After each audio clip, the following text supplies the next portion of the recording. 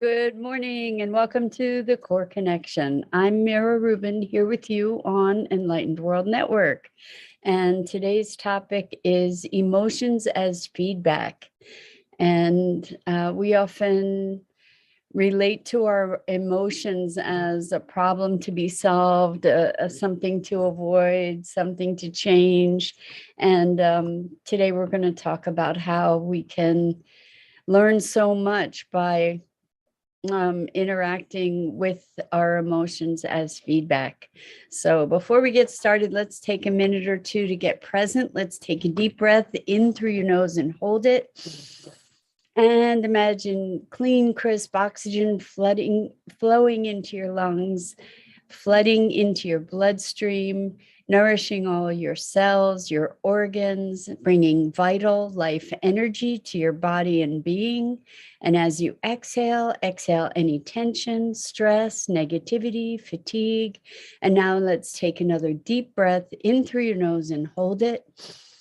This time, imagine brilliant, bright light lighting you up from the inside out, illuminating, electrifying, and energizing all your cells, all your molecules, all your electrons, creating this brilliant beam of light from your heart out into the world. And as you exhale any remaining tension, stress, negativity, fatigue. And now let's just gently press our palms together. Softly, softly, softly. Rub your fingers against your palms to feel the deliciousness of that sensation, the tickling, the tingling. Allow yourselves to become present right here, right now, in this remarkable physical form that enables you to experience life. Good morning, good morning, good morning. Welcome. It's great to be here with you this morning. And our topic today is emotions as feedback. So we've talked this week about shifting paradigms and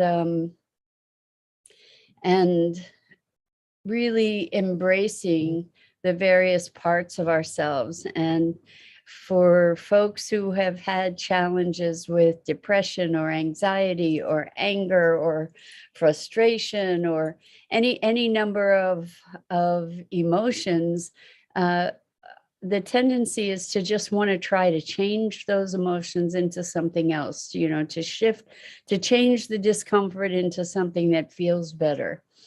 And I just wanted to discuss the shift from kind of separating ourselves, exiling ourselves from ourselves, to relating to emotion as feedback, as some kind of communication and intelligence. Like it's not a beingness, it's not an identity. When we often say, I'm angry, I'm depressed, I'm frustrated, instead of I feel angry, I feel depressed, I feel frustrated. And we kind of automatically and unthinkingly elevate the experience to a beingness, right? Rather, like a state of being, and oftentimes an identity. So I just want to mention that if you're putting comments in the chat and I'm not responding, is because I don't see the comments. So if you go over to the Enlightened World Network Facebook page and put comments there, I should be able to see them, or the Enlightened World Network YouTube page. Anyway, so when we approach our emotions with curiosity, then a whole world can open up, a world of information and awareness. If your being were trying to communicate to you, how might it do that? A friend and client posited the question of, if the universe wanted to talk to me, how would it communicate? And this is essentially the same question. Like, if your higher self, if your your consciousness wanted to communicate with you, how would it get your attention? How would it give you a message? Well, one of the ways that it might give you a message is through emotion. And so when you're feeling angry, instead of being completely immersed in that experience, you might be able to take the opportunity to step back for a second, and say, what's going on? Like, okay, I'm feeling angry. Where am I feeling it in my body? What's going on? What is it that triggered that anger? What happened that generated that feeling? So, or where did it come from? What am I angry about? What is feeling frustrated or violated? Or and this is a an approach that can offer us all kinds of insights on all different levels, where we can become more aware of what certain dynamics are for ourselves. It's a way for us to check in on our state of being. If we're feeling sad or disappointed, maybe we can look at, well, what are the judgments going on underneath around disappointment or sadness? What is it that feels unfulfilled? What is it that is where is the sadness coming from? What are the conversations going on inside that are helping to perpetuate or deepen that sadness? For instance, what are the stories I'm telling myself?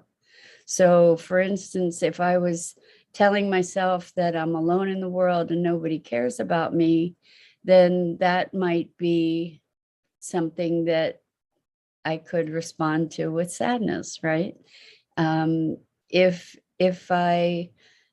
we're able to identify our stories, then we can remove them from our identity. Like, if we can actually see the story, then we don't have to be the story. And so often we create these stories as our identities, and then we have all these emotions around them. And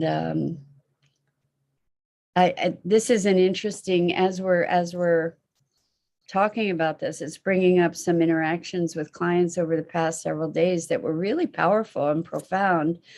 And one of the things that we can become aware of with the emotions is like this reactivity. We could even say, hey, what age is that reactivity coming from? When I think about, and let's say I'm getting angry over something. Well, okay, the me that's getting angry at something, how old is that me? And the reason that this is a good question is because oftentimes what I've discovered with folks is that our child self is kind of running the show. Like, there might have been a 4 or 5-year-old that made a decision at some point, and they're running the show, and they have all these emotional reactions, and they, by their very nature and their age, had a very limited experience of what the world was.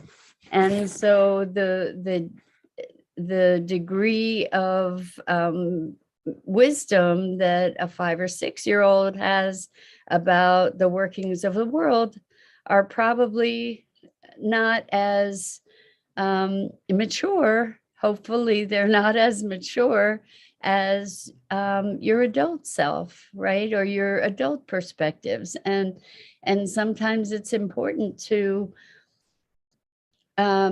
educate this inner child.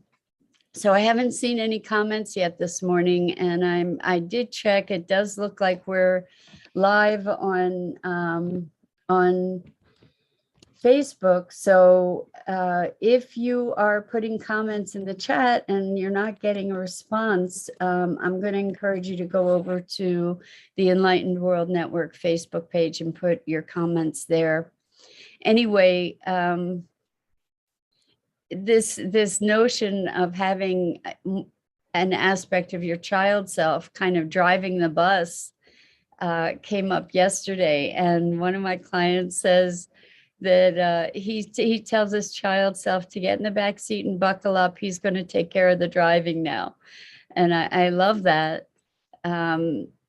because so often we don't even realize that it's our 3-year-old or 5-year-old or 10-year-old that's driving the bus and running the show, and we never looked, so we never noticed. And this is by using emotions as feedback, we have inroads into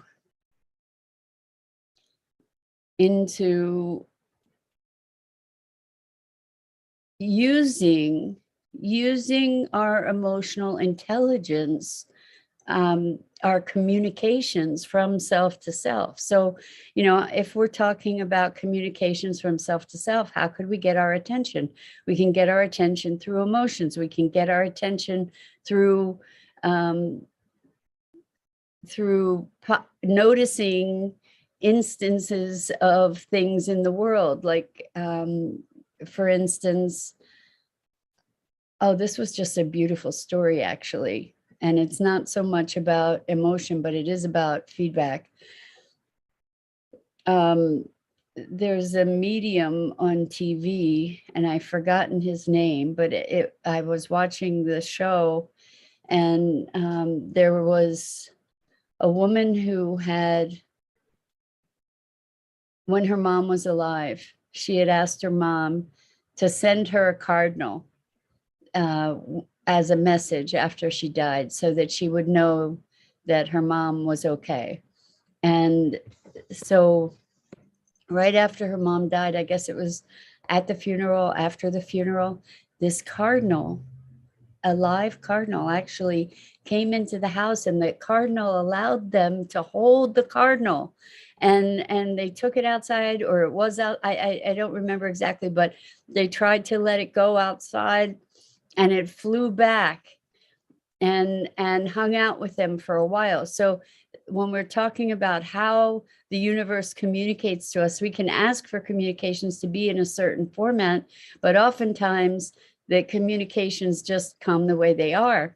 Good morning, Rosalind. Thank you so much for chiming in with a comment so that I know that this is being seen. I really appreciate it.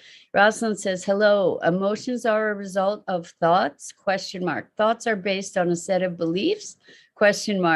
What is the cause? Effect relationship for emotions, ?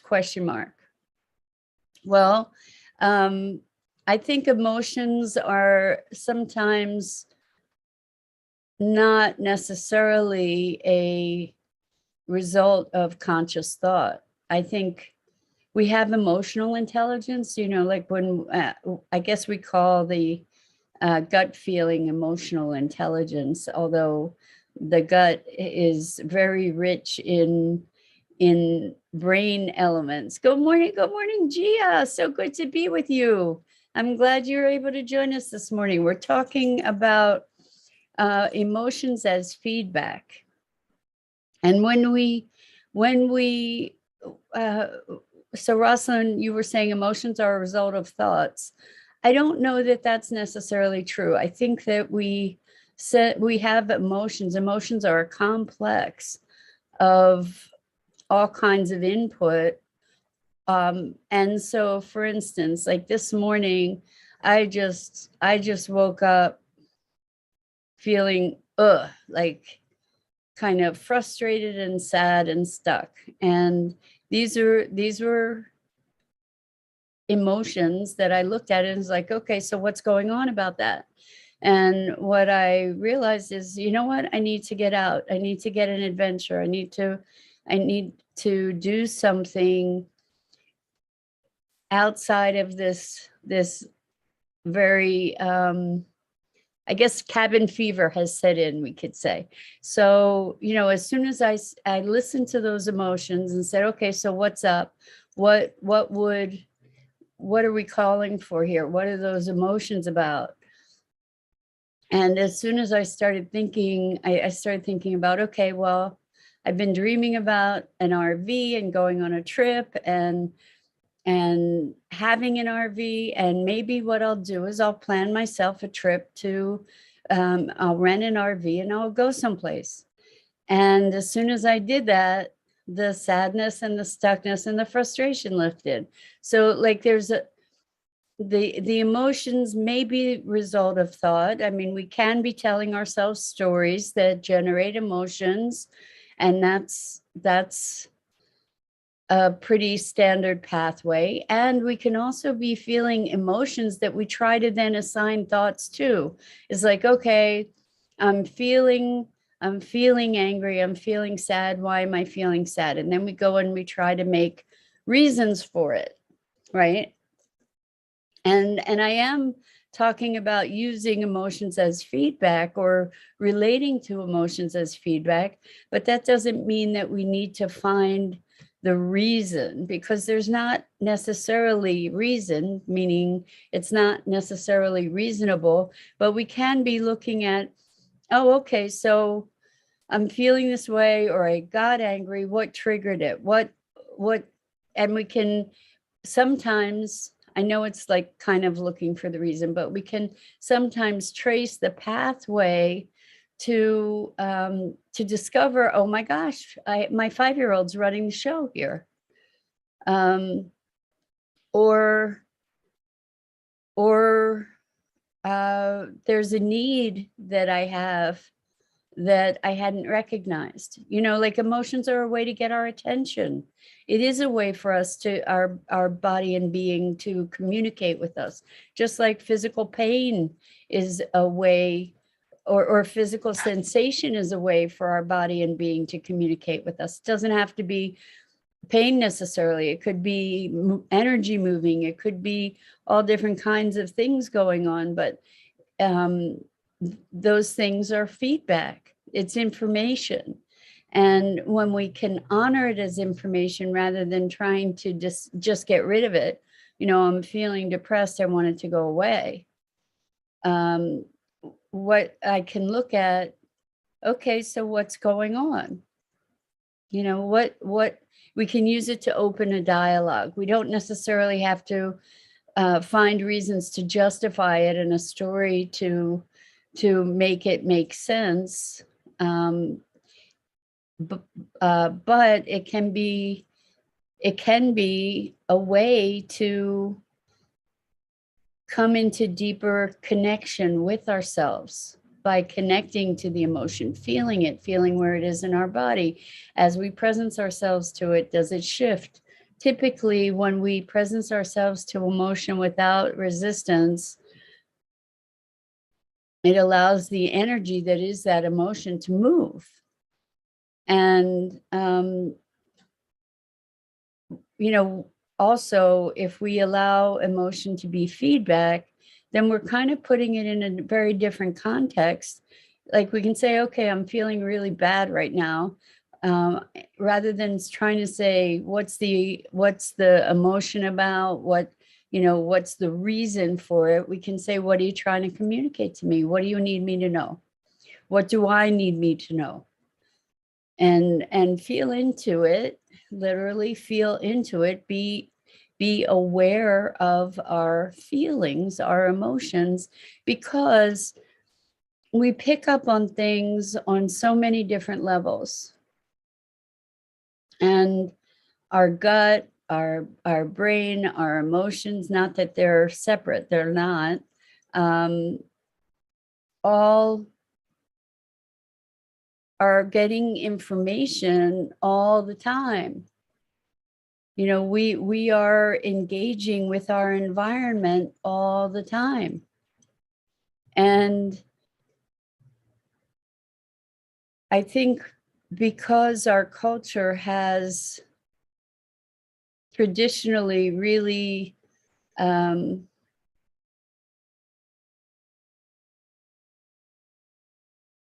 devalued emotion,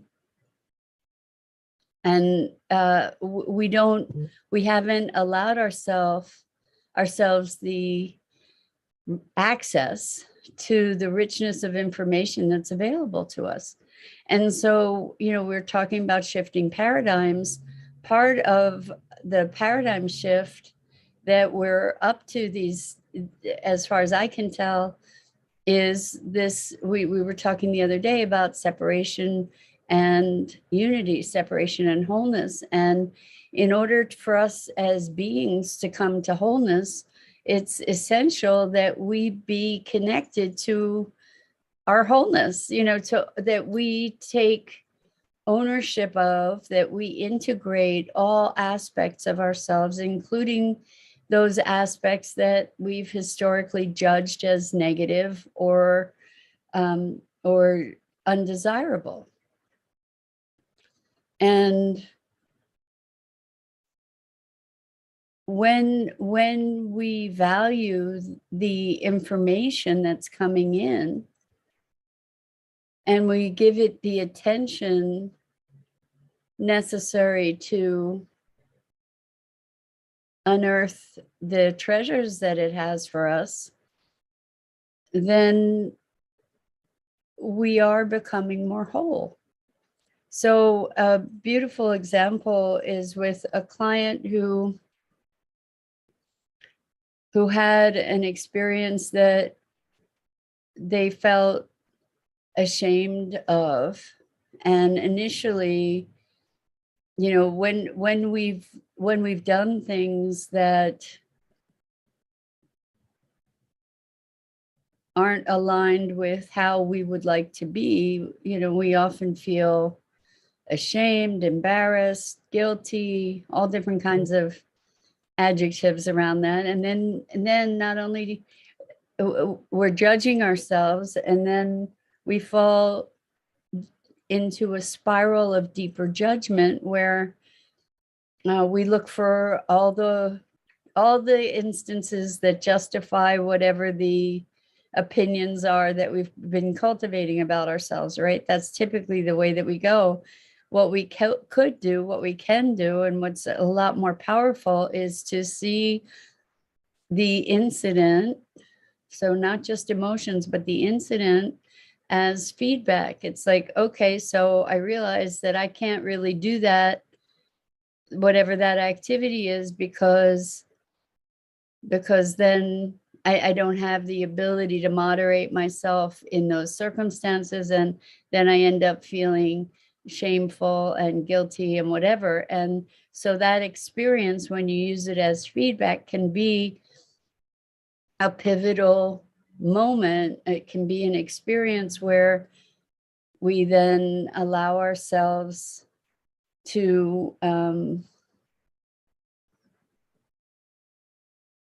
benefit, to transform, to make better choices, to make choices that are aligned with ourselves more thoroughly. And so with emotion, especially with things like shame, we can look at, okay, wow, what happened here? Why do I feel ashamed? What's going on? That's not how I want to behave. Okay, so I get to make this choice to preserve myself better in the future.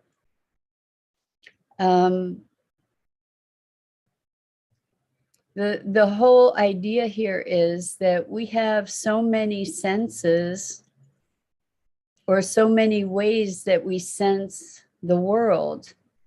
And by starting to be responsive and aware of our emotions as information, then we can be expanding our capacity and our capability with those sensors and senses. So I don't know about you guys, but I grew up being told that I was too sensitive, I was too emotional. And I think that that's true for many, many people, that they've grown up with that kind of feedback from people. And as a result, I know that I had, and I've seen it in others, that I had allowed myself, based on the feedback from others, to make myself wrong for being how I was, which was very, very sensitive. And so sensitive is sensing, right? The thing is that there can be such overwhelm from all these things we sense, right? That we don't necessarily know how to respond. And I think that we get to take ownership of our emotions and the power that they have to inform us about what's going on in our little universe that's not so little, right? In our experience of the world, like, what are the emotions that are coming up? How old is that emotion, that pattern? I think that those are really helpful questions, because if it turns out that it's my 5-year-old that's in a rage, then maybe I get to be the adult for that 5-year-old and offer some support and help to placate them and help to give them the love and affection that they need if they're feeling abandoned or angry or frustrated, or if they have desires that aren't being met, maybe then they can communicate what those desires are. So, and they is me. We understand that, right? Like, we're not the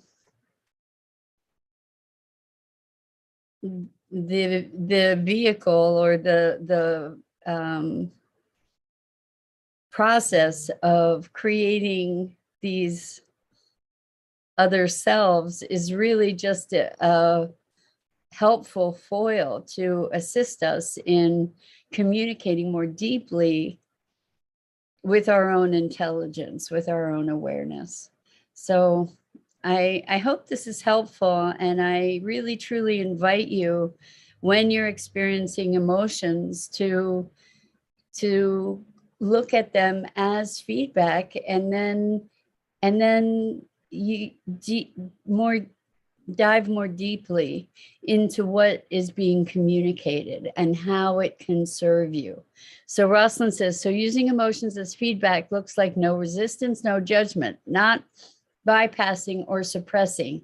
Thank you for that, Rosalind, because the bypassing is something that so many of us who are transformation oriented do all the time. Is like, I feel sad, but the sadness is good because I know that, whatever it is, or I feel sad and now I'm going to transform that sadness into something else without exploring that communication. It's like, okay, I hear this noise, I'm just going to shut it off. I don't need to know what it was you were saying.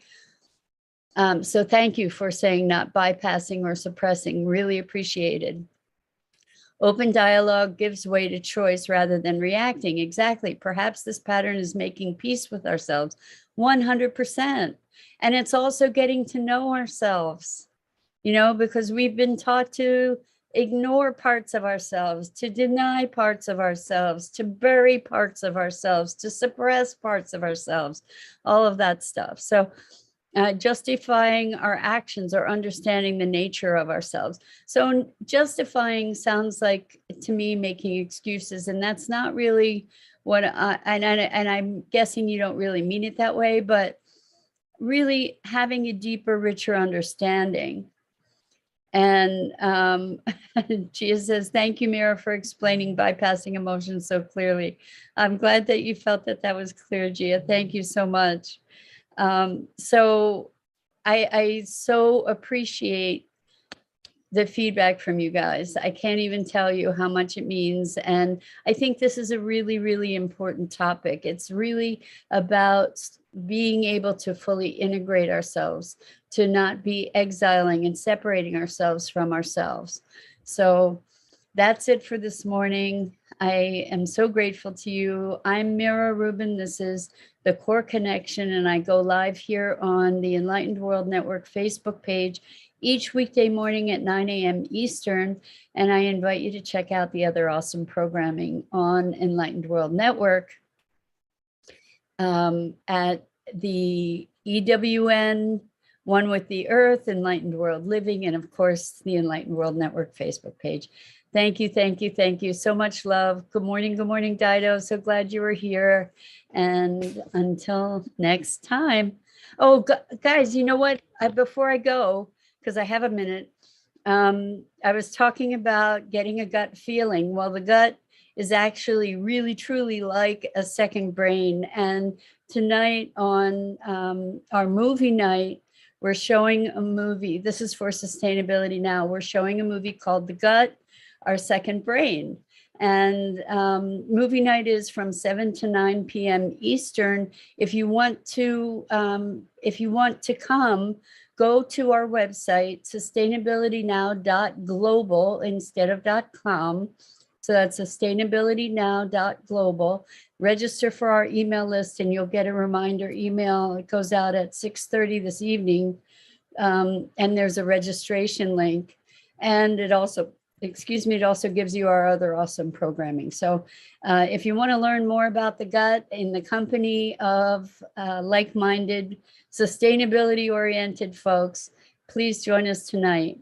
And again, that's sustainabilitynow.global, and you can sign up for the email list, and then you'll get an invitation to movie night. So with that, we can honor our other than rational intelligence. Dido, thank you, thank you, thank you. Dido just posted a link in the chat, and so much love to you guys. Till next